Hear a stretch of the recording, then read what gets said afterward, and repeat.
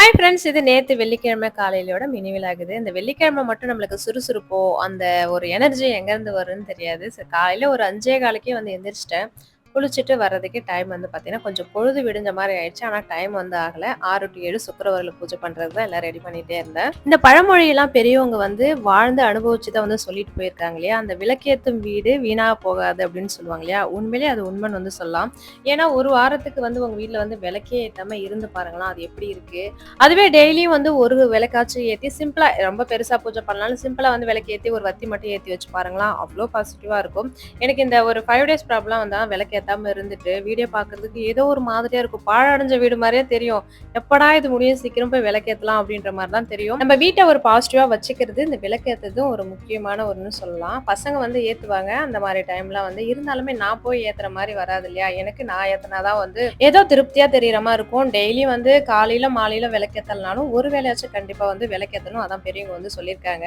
அதே மாரி மூடு ஒரு மாரியா இருக்கு, மைண்ட் ஏதோ மாதிரி இருக்கு, எதையோ நெனச்சு நம்ம வந்து மனசு ஒரு குழப்பத்துல இருக்குன்னா, விளக்கேத்தி ஒரு ஒரு வத்தி மட்டும் ஏத்தி வச்சாலே எனக்கு வந்து ஏதோ அதுலருந்து ஏதோ மீண்டு வந்த மாரி இருக்கும். உங்களுக்கு இந்த மாரி வந்து தோணியிருக்கா? அப்படின்றத கமெண்ட்ல சொல்லுங்க. நேத்து வெள்ளிக்கிழமை காலையில வாசல்ல கோலம் போடுறப்பயே பார்த்தீங்கன்னா, கரண்ட் வந்து கட் ஆயிடுச்சு. என்னடா இது நம்ம பூஜை பண்றதுக்குள்ளயே கரண்ட் வருமா? அப்படின்னு யோசிச்சுட்டே தான் பூஜை பண்ணிக்கிட்டே இருந்தேன்.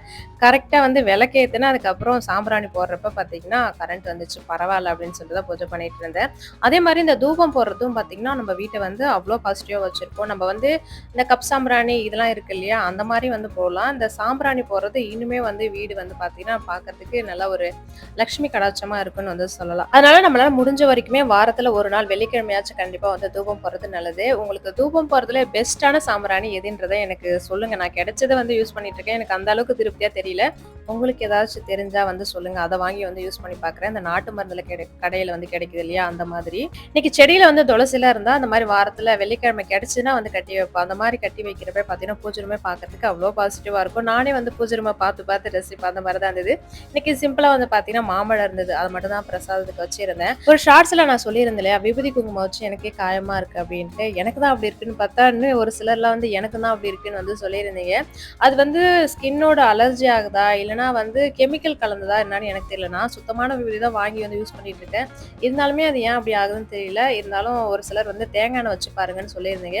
நானும் அந்த மாரி தான் வந்து வச்சு பார்க்குறேன். ஓரளவுக்கு சரியாகுது. அப்புறம் மறுபடியும் வைக்கிறதால பார்த்தீங்கன்னா, மறுபடியும் தான் வர செய்யுது. அப்படியே பூஜைலாம் முடிச்சுட்டு ஒரு கப் டீயோட வந்து சாமி பாட்டு வந்து ஓடிக்கிட்டே இருக்கும். மகாலட்சுமி தாயார் சாங். அதுக்கப்புறம் பார்த்தீங்கன்னா, சீரியல் பார்க்க ஆரம்பிச்சுட்டேன். இப்ப புடிச்ச சீரியல்னா ஐயனார் துணை வந்து சேர்ந்துருச்சு. அப்புறம் அன்னைக்கு காலைல டிஃபனுக்கு வந்து பார்த்தீங்கன்னா, தோசையும், தேங்காய் சட்னியும், பஜ்ஜி சாப்பிடணும் போல இருந்தது. பஜ்ஜி தான் செஞ்சிருந்தேன். அன்னைக்கு வெள்ளிக்கிழமை இப்படிதான் போச்சு.